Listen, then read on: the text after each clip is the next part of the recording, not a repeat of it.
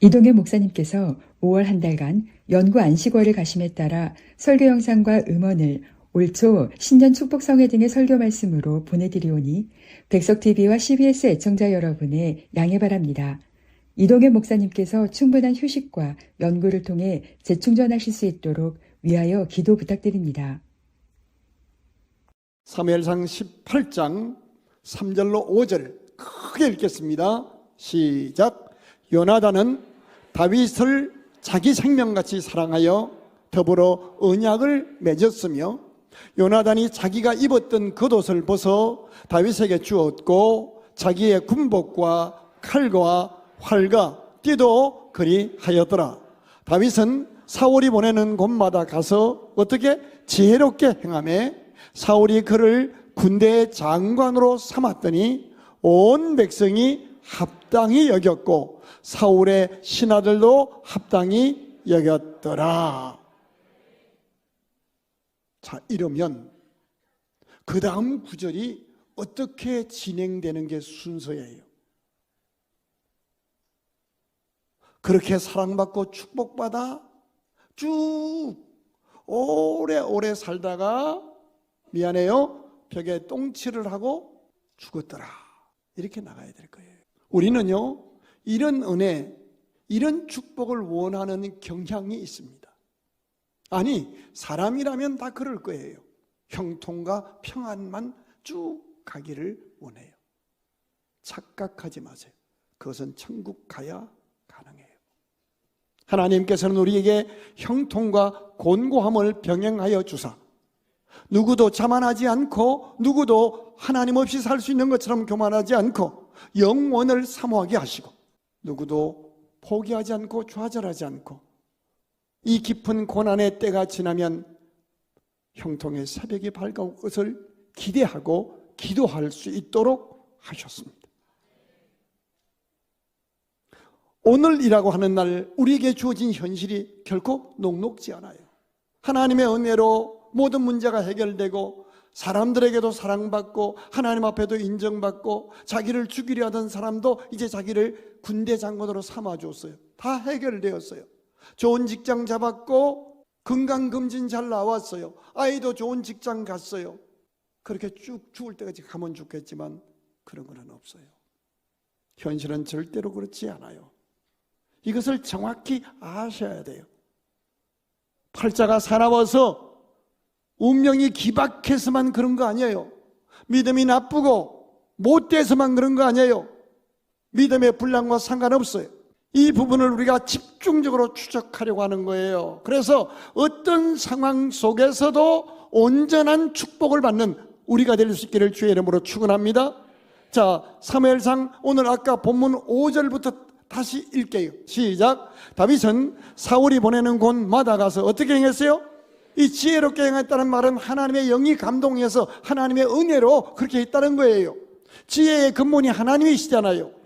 다윗이 좋은 학교 나온 것도 아니에요. 나이가 많은 것도 아니에요. 그런데 그가 하나님이 함께 하심으로 늘 지혜롭게 늘 복되게 살았다는 거예요. 그래서 사울이 그를 뭐로 삼았고 군대의 장으로 삼았고 온 백성이 그를 합당히 여겼고 사울의 신하들도 합당히 여겼어요. 그런데 그 다음 절 이제 읽어봐요. 6절 시작. 무리가 돌아올 때에 다윗이 블레셋 사람을 죽이고 돌아올 때에 여인들이 이스라엘 모든 성읍에서 나와서 노래하며 춤추며 소고와 경쇠를 가지고 이제 국악성가대가 나온 거예요. 소고, 작은 책, 꽹과리 다 가지고 나와서 찬양하는데요. 왕 사울을 환영하는데 여인들이 뛰놀며 노래하여 이르되 같이 읽어요.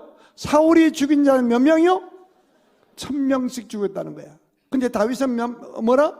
만만이라. 그 전쟁에 나간 총사령관은 사울 왕이잖아요. 다윗은 그냥 군인이잖아. 그러면 이 입에서 막 나와도 우리 왕은 만만, 다윗은 천천 이래야 할 거 아니야. 다윗은 사울은 천천히요, 다윗은 만만이라 그랬어요. 그 다음 절 읽어봐요. 사울이 그 말에 뭐하여? 불쾌하여 심히 노하여 이르되 다윗에게는 만만을 돌리고 내게는 천천만 돌리니 요놈이 이제 이 백성들의 마음 나를 축출하겠구나. 생각이 어떻게 이렇게 비약한지 몰라. 심히 불쾌하고 심히 열받아서 그가 더 얻을 것이 나라 말고 무엇이냐. 그리고 그 다음 절에 뭐라고 되는가 한번 보세요. 다시 한번 읽어봐요. 사울이 그 말에 불쾌하여 심히 노하여 이르되, 같이 읽어요. 다윗에게는 만만을 돌리고 내게는 천천만 돌리니 그가 더 얻을 것이 나라 말고 무엇이냐 하고 사울이 다윗을 그날 이후로 사울이 다윗을 주목할 때 이 주목이 그냥 본 거였어? 어떻게 보겠어? 째려보지. 흰 눈창으로 의심의 눈초리와 미움의 눈초리와 바로 그 순간부터 생각이 계속 자라나요. 마음을 뺏긴 거예요. 사탄은 이 틈을 놓치지 않아요. 우리 신앙의 선배들은 이 부분을 섭섭마귀가 들어왔다 그래요. 교회 잘 봉사하던 장로님이 다 내려놓겠대. 이유는 딱 하나야. 어느 날 자기를 왕따시켰다고 생각을 하면서 방에서 생각을 소설을 써. 그 순간 마귀가 섭섭마귀가 들어와. 그 다음날 주일날 교회 왔어. 목사님이 저기 있어. 그때 인사를 하려고 그러는데 하필 그때 모기가 목사의 뒷목을 물었어. 그래서 이렇게 했어. 모기 때문인데 이 사람은 벌써 우리 목사가 내 인사도 안 받는구나. 그냥 안 받는 게 아니라 고개를 확 돌린다. 내내 맨 뒤에 앉아서 상처받아 앉아있다가 모든 직을 다 내려놓으리라. 자, 본문으로 돌아오면 섭섭한 그 순간 섭섭마귀가 들어왔어요. 10절 한번 보세요. 10절 그 이튿날 하나님께서 부리는 악령이 사울에게 힘있게 내리매. 그래서 그 이튿날 우리가 성경이 이렇게 말씀하셔요. 너희가 분을 내어도 누가 나를 무시하고 누가 나를 거절하고 누가 나를 왕따시켜서 성질이 났어요. 그건 인간이라 할 수 없어요.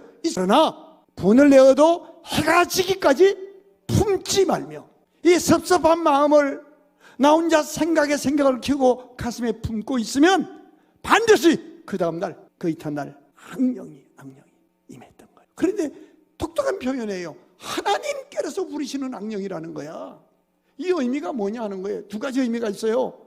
악령도 하나님의 주권하에 허락 없이는 역사하지 못한다. 영원한 불못에 던져지니까.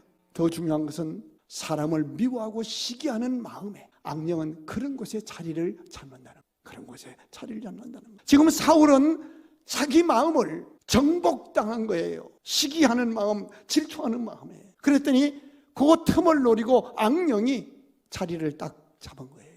그 다음 절 한번 읽어볼래요? 15절 한번 읽어봐요. 사무엘상 16장 15절입니다. 사울의 신하들이 그에게 이르되 보소서 하나님께서 부리시는 악령이 뭐한 걸? 왕을 번뇌하게 한 적. 악령이 들어가면요 그 다음에 나타나는 현상이 번뇌예요. 생각이 꼴을 물고요 잠을 잘 수가 없는 거예요. 고민이 많아져요. 번뇌하게 되는 거예요. 하나님을 잊어버리는 거예요. 내 마음을 아무것도 아닌 작은 고민 하나 거의 있을 수 있는 거예요. 보편적인 거예요. 그런 고민 없는 사람 세상에 아무도 없는데 이 고민이 악령이 딱 임하면 생각에 꼴을 물고 번뇌 속으로 빠지는 거예요. 여러분, 신부는 하나님의 은혜 안에 사는 사람이에요. 하나님이 세운 왕이에요. 그런데 그의 마음속에 악령이 자리를 잡고 있어요. 그러니까 어떤 현상이 나타났어요? 번뇌가 많아진 거예요. 여러분 주변에서 고민이 많은 사람이 누군가 한번 보세요. 스스로 똑똑하다고 생각하며 높아져서 하나님을 잊어버리고 하나님 말씀에 불순종하고 하나님보다 자기가 더 똑똑한 사람이 자신도 모르는 사이에 번뇌에 빠지게 되는 거예요. 누가 평안하고 자유합니까? 겸손하고 순종하는 사람이에요. 하나님께 딱 맡기는 사람이에요. 믿으시면 아멘. 염려한다고 우리 키가 한자나 자라는 거 아니에요. 염려한다고 문제 해결되는 거 아니에요. 범사에 여호와를 인정하라. 그리하면 너를 지도하시리라. 반드시 그에게. 나는 그래서요 목표가 하루 잘 사는 거야. 하루. 지금부터 5시간 뒤에 일을 왜 벌써부터 걱정해야. 그냥 눈이 오면 너무 이쁘다. 그리고 절교 여자가 좀 눈 오는데 그냥 얼마나 좋아. 목사님 눈이 예뻐요. 이래도 이쁠까 말까 한데 우리가 그렇게 살아요. 아니야. 2분 뒤에도 우리 몰라. 오늘을 감사하면 돼. 믿으시면 하면 마음을 정복당하면 안 돼요. 정복당하면 안 돼요. 누가 평안하고 자유해요? 주께 맡긴 사람이에요. 그 사람에게 성령이 충만하게 하시고 성령의 다스림을 받으면 성령의 9가지 열매가 우리 삶 속에 맺히는 거예요. 질문이 생겨요. 다윗이 골리앗을 이긴 것이 다윗의 능력입니까? 하나님의 역사입니까? 자고 화답하세요. 하나님의 역사죠. 하나님이 하신 일이에요. 그렇다면 다윗이 골리앗을 이기고 돌아오는 모습을 보면서 사울이 하나님이 우리 민족을 위해서 크게 역사해 주셨구나 감사하는 것이 당연한 거 아니에요? 그런데 사울 왕은 하나님을 생각지 않아요. 오직 자기가 영광받아야 하고 오직 지가 더 대접받아야 하는 것, 사울의 가장 중요한 관심사는 오직 자기만. 이러한 사울의 모습을 성경은 하나님의 영이 성령이 떠났다라고 표현해주고, 얼마든지 감사해야 할 상황에서 시기 질투로 마음과 생각을 빼앗기게 되고 그 틈을 사탄이 정확하게 포착해서 평소보다 더 크게 자리를 잡았던 거예요. 악령이 딱 자리를 잡으니까 어떤 현상으로 이어져요? 10절 보십시다. 같이 읽어요. 10절 시작. 그 이튿날 하나님께서 부르시는 악령이 사울에게 힘있게, 그냥 내린 게 아니라 이제 어떻게 돼요? 이제 아주 힘있게 내려요. 성령이 충만해도 될까 말까 하는데 악령이 힘있게 내림에 그가 집안에서 정신없이 떠들어대므로 이제 처음에 악령이 임할 때는 혼자 고민해요. 그러다가 좀 더 이제 마귀가 집을 딱 지니까 이제 집안에서 가만히 못 앉아. 말이 많아져. 정신없이 떠들어대요. 그 집안에서 정신없이 떠들어대요. 근데 중요한 게 사울은 이렇게 정신없이 떠들어대는데 다윗의 모습은 정반대. 같이 읽어요. 다윗이 평일과 같이 손으로 수금을 탄다. 기타를 치면서 바이올린을 연주하면서 수금을 타는데 그때 사울의 손에 창이 있는지라. 다윗은 상대방이 어떻게 하든지 한결같은 마음, 한결같은 자세로 자기 할 일을 하고 있어요. 근데 그 섬김을 받고 있는 사울 왕은 시기 질투 때문에 마음을 악령에게 빼앗기고 부정적인 생각을 키우다가 결국 어느 단계까지 가요? 11절 보세요. 그가 스스로 이르기를 내가 다윗을 벽에 박으리라, 아주 박아 죽이겠다 하고 사울이 그 창을 던졌으나 다윗이 그 앞에서 2번 피하였더라. 여기서 우리가 보는데요, 다윗은요 참 팔자도 기박한 게 좋은 직장을 잡든 뭔 직장을 잡든 꼭 투잡을 뛰어. 어제 왕 무기를 든 자가 됐는데 엄마 아빠가 뭐 곡식 갖다 주라, 뭐 정표 가져라 이렇게 했어요.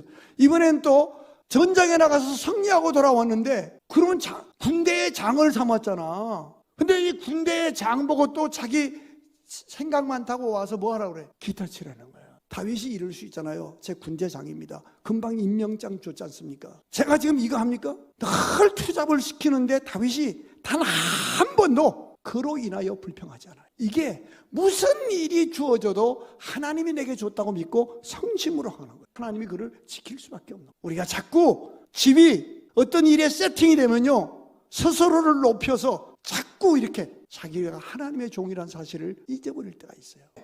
다윗이 찬양을 하고 있는데 그 순간에 악한 생각을 해요. 저 새끼가 저거 하고 있는 동안에 내가 갑자기 손에 창도 있겠다 던지면 바로 벽에 박아 죽겠지? 그래서 2번이나 던지라. 그게 다윗이 얼마나 놀랬겠냐고요. 한 번은 그럴 수 있는데 2번째 또 그러는 거예요. 창을 2번이나 던져요. 자, 여기서 우리가 이런 생각을 한번 해보면 어떨까요? 사울 왕이 전장에 나갔어요. 자신이 감당하지 못하는 골리앗을 어린 다윗이 무너뜨리고 그 일로 말미암아 온 백성들과 신하들 그리고 심지어 여인들까지 다윗을 칭송하고 그가 군대 장관이 임명된 것을 합당히 여기는 분위기가 되었어요.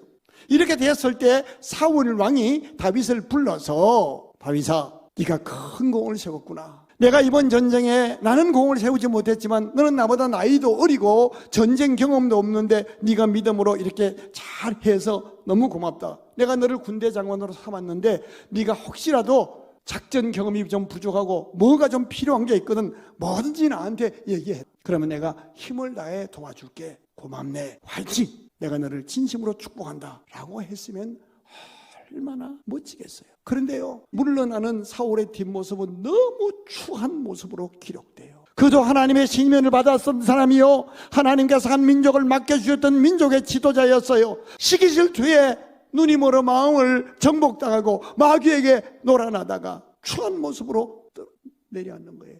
이거를 교회와 당회와 교인들이 받아주면서 부족하고 실수를 해도 혼내킬지라도 안고 가면서 그를 어떻게든 훈련을 시켜서 프로로 만들어내서 우리 교회를 떠나서 어느 교회에 가더라도 인정받으며 날아오를 수 있도록 하는 일을 안 하는 거예요. 선배도 그걸 안 하고요, 후배들도 그걸 배우려 하잖아요. 그저 편하게 자기 부족한 거 알면서도 자기 있는 모습 그대로를 인격이라는 명분으로 자기를 존중만 해주는 교회가 좋아. 연단과 훈련이 없는 것을 히브리서에서는 사생아라고 말씀해요. 선배는 후배를 견지하고 후배는 선배의 영역을 침범하고 성도들의 마음을 훔치고 선동해서 교회를 찢는 일까지를 두려움 없이 저질러요. 한 걸음 더 들어가면 목사가 평신도 장로님들을 잘 양육하고 축복하는 일을 안 해요. 그저 성품 착하고 나한테 예스맨 할 사람만 장로로 세워요. 장로님은 목사를 당당하고 행복하게 목회하도록 보호하고 축복하는 일보다 견지하고 끊임없이 긴장 상태를 만드는 것을 장로의 역할이라고까지 생각을 해요. 이러다 보니 사울의 뒷모습을 그대로 재현하는 안타까운 모습. 아름답게 후배를 양육하고 축복하고 물려주는 목사와 교회, 목사와 교인이 큰 목사는 교인들을 양육하고 교인들은 어떻게든 목사를 세워주려고 하는 이런 아름다운 모습이 없는 거예요. 자, 이런 일이 단순히 개개인의 인격적 성숙의 문제인가요? 아닙니다. 오늘 우리가 사무엘상을 통해서 확실하게 배우는 것은 영적인 문제요, 훈련의 문제요, 부서짐의 문제라는 거예요. 하나님은 전능하셔요. 그 하나님이 그냥 한 방에 하면 되지 뭘 이렇게, 아니에요. 이런 일들을 자세히 수십 장에 걸쳐 기록하셔서 이거를 읽어가면서 우리가 부서져야 할 것, 훈련해야 할 것들이 어떤 과정들이 필요한지를 알려주셔서 우리로 온전한 신앙인이 되게 해 주시는 거예요. 즉 온전한 신앙, 온전한 삶을 추구하려는 방향조차 잡지 못하고, 여러분 온전하면요 하루아침에 주어지는 거 아닙니다. 반드시 중간 과정이 필요한 거예요. 그 과정을 잘 훈련받고 나면 때가 되었을 때 온전한 복을 누리게 하는데 그 샘플이 다윗이에요. 반면에 어떤 명분으로든지 교만해지면 그 순간부터 성령의 역사는 중단되고 악신이 틈을 타요. 그래서 생각으로 부정적인 생각으로 자라나고요, 결국 어느 순간 악신이 강하게 역사해서 추한 뒷모습을 드러내는 것입니다. 그 샘플이 사울입니다. 같은 하나님 앞에, 같은 교회 속에, 같은 왕궁에 있는데 두 모습이 드러나요. 목사님, 그렇다면 좋은 신뢰는 없나요? 있어요. 모세와 여호수아, 구약의, 신약의 바울과 디모데. 모세하고 여호수아는요 성격적 캐릭터, 경험, 업무 처리 능력 절대로 맞지 않는 세팅이에요. 그런데 얼마나 아름답게 동역하고 동행하고 후배를 키워주고 선배를 존중해서 멋지게 계승했는지를 성경은 우리에게 가르쳐주면서 이것이 바로 온전한 신앙이라는 거예요. 자, 모세가 누구예요? 모세는 80살에 사역을 시작했어요. 근데 말이 어눌해서 같은 동족들에게 말을 해도 형인 아론이 통역을 해줘야 할 만큼 말을 잘 못 알아들어요. 살인 전과가 있어서 지명수배 받아서 40년 동안을 외국에 이민 가서 숨어 살다가 온 사람. 모세의 목회, 말도 안 되는 목회 비전. 세상에 재정이 있는 것도 아니야, 사람이 훈련된 사람이 있는 것도 아니야, 지팡이가 딱 한 개야. 근데 목회 비전은 250만 명을 지가 인도하겠대. 미안해치라 그래서 나이 80된 사람, 말도 잘못한 사람이. 생각해봐요. 우리 교회에 80 노인이 왔는데 책도 한 권 안 가지고 지팡이 하나 가지고 와서 목회 비전을 선포하는데, 여러분 250만 명이 우리 교회의 목표입니다. 여러분 뭐라고 그러겠어요? 자, 그런데 그것뿐만이 아닙니다. 합리적인 사고방식, 상식으로는 도저히 이해할 수 없는 목회 프로그램을 펼치는 거예요. 홍해 도하작전, 여리고성 함락작전, 이런 목회 계획을 세우는데 단 한 번도 백성들하고 자기 친형하고도 상의도 안 해. 완전히 독단이야. 무모하게 독단적으로 결정하고 무모하게 진행하면서 또 순종을 강조해요. 그러면요, 좌르나 우르나 치우치지 말고 당대하세요, 순종하세요, 이런 얘기하는 거예요. 더 웃기는 거는 전쟁이 터졌는데 자기는 기도한다 그러면서 자기 친형하고 누나만 딱 데리고 산꼭대기에 올라가 있어. 그리고 정작 전쟁터에는 전쟁 경험도 없는 여호수아를 내보내서 죽든 말든 전쟁하라. 그리고 이렇게 보다가 전쟁이 조금 어려우면 주여 이러고 전쟁이 좀 괜찮으면 또 이러고 앉아있는 거예요. 여러분 한번 생각해 보세요. 자기가 전쟁 경험이 있고 자기도 나이 많으니까 살만큼 살아서 자기가 나가서 앞장서서 자기가 죽어야 할 판데 자기는 자기 친형제들은 다 끌고 산꼭대기에 가서 기도한다는 명분으로 앉아있고 전쟁터는 전쟁 부족한 여호수아에게 전쟁에 출전시켰어요. 여러분이 그 현장에 있었으면요 어떤 반응 보이실 것 같아요? 심각하게 시험 들어서 자기하고 말이 통하는 사람들 따로 모아가지고요 성도들 선동해서 이거 이러다간 우리 민족 우리 교회 다 망한다. 교회 테마로도 이렇게 해서 그런 행동하지 않겠어요? 그런데 성경은 여호수아를 어떻게 소개하고 있어요? 모세의 시종 눈의 아들 여호수아. 그 말도 오느라고 독단적으로 목회하는 그 모세에게 시종처럼 그를 섬겼다는 거예요. 모세는 연약하고 부족한 면이 있지만 경험 부족한 여호수아에게 민족을 맡기는 거예요. 신약 성경에도 모델이 있지요. 사도 바울과 디모데. 바울은 돌직구 형이에요. 바울은 무슨 일을 하면 목숨 거는 형이에요. 디모데는 성격이 아주 유약해요. 외할머니 손에 자랐고요. 누가 무슨 얘기하면 스트레스 받아서 속병이 나는 사람이에요. 강력한 얘기를 못하는 사람이에요. 많은 사람들이 사도 바울과 동역하다가 다 여러 가지 핑계대면서 바울 곁을 떠나갔어요. 대만은 나를 버리고 데살로니가로 갔고 누가만 나와 남았느니라. 선교 현장 갔다가 도중에 마가라는 그 동역자가 얼마나 힘들었던지 말도 없이 그냥 잠수 타고 떠나갔어요. 왜요? 바울의 돌직구. 바울이 얼마나 돌직구를 날려요? 강직한 성격, 따라가기 힘든 열정, 과도한 사역 못 견디는 거예요. 그런데 유일하게 디모데는 성격이 유약하고 과중한 스트레스로 위장병까지 생기는 그런 상황 속에서도 끝까지 동역을 해요. 그랬더니 사도 바울이 디모데를 아들이라 불러요. 그리고 그에게 사역을 맡겨요. 근데 멋지게 동역해요. 교회 40주년 설립을 맞이하면서 이것이 우리의 기도 제목입니다. 서로 세워주고 축복하는 교회. 담임 목사님들은 우리 교회는 부교육자들을 말씀, 선교, 교육, 행정, 돌봄, 기획 이런 것들을 철저하게 훈련시켜서 우리 교회 출신은 어느 교회로 가더라도 인정받는 그런 위대한 후배를 배출하는 모세와 바울과 같은 교회가 되게 하옵소서. 오는 부교육자들은 모세, 여호수아와 디모데 같은 철저하게 훈련받고 아들이라고 불리울 만큼 그런 아름다운 후배들이 되게 하옵소서.